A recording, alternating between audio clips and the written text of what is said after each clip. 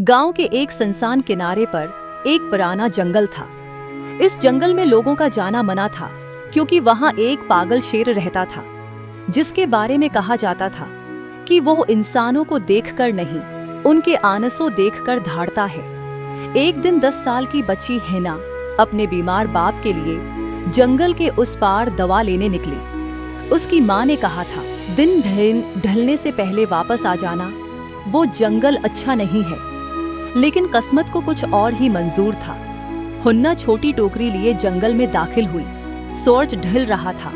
हवा में अजीब सी खनकी थी। परिंदे खामोश थे। अचानक दूर से एक धाड़ सुनाई दी। वो डर गई, मगर कदम नहीं रखे। वो जानती थी कि अगर वापस गई तो बाप की जान खतरे में है। झाड़ियों के पीछे से एक जख्मी शेर नमूदार हुआ। उसकी आंखों में आंसू तैर रहे थे। हुन्ना कांपते हुए बोली, तुम मुझे खाओगे? शेर धीरे से बैठ गया। उसके पंजे में तीर चबा हुआ था। हुन्ना ने कांपते हाथों से तीर निकाला। शेर ने एक दर्द भरी धाड़ मारी, मगर अगले ही लम्हे खामोश हो गया। रात हो चुकी थी।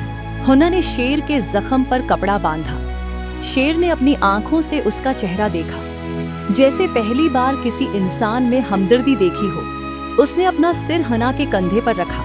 हुन्ना के आंसू उसकी गर्दन पर गिरे और शेर के आंसू भी बह निकले।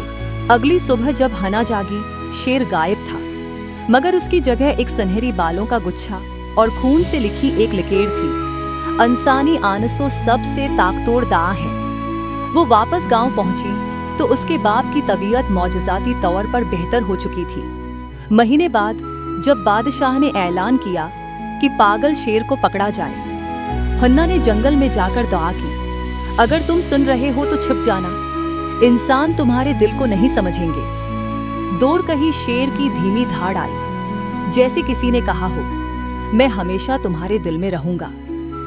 इस दिन के बाद किसी ने इस शेर को नहीं देखा।